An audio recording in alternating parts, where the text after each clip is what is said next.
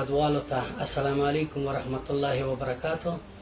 او تاسو غواړم د الله نه چې روغ رمټ اوسئ، سالم اوسئ، ژوندي اوسئ او خدای وکړي چې د قلوي اختر تاسو باندې په خوشحالۍ راغلی او عبادات منځونه الله خپل پر دربار کې قبول کړي.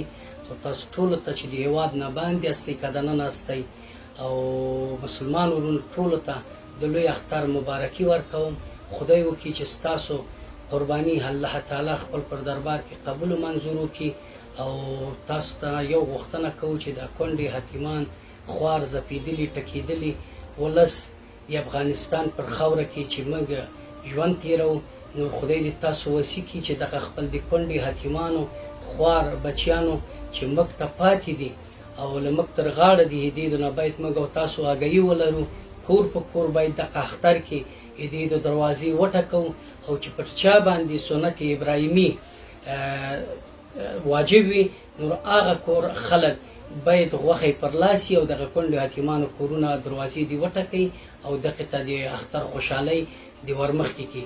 او دویمه خبره یې موږ چې د حاجي نور خیریه بنسټ د کونډو حکیمانو د خوشحالۍ لپاره قرباني پر نظر کې نیولی په مختلفو ولایتونو چې موږ به دغه لوی اختر کې قرباني کوو.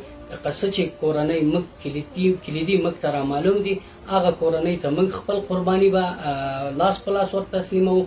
او دویمه موږ 1,60,000 روپۍ افغانۍ دغه کونډو حکیمانو ته د کوچني کوچني بچي او زاړه مورګانې موږ یا خویندې موږ چې کونډې شوي دي، دغې د ته موږ د اختریز لکه د ورور په نظر ورزو به دې ته به موږ د اختر مبارکي دغه روپۍ د هر عمر تقاضا ته موږ دغه تقریبا 4 قسمه روپۍ لرو چې 500 شلګون 500 شلګون او لسګونان دي.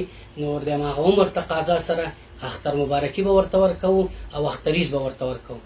جارب شم، مننه، کورم ودان.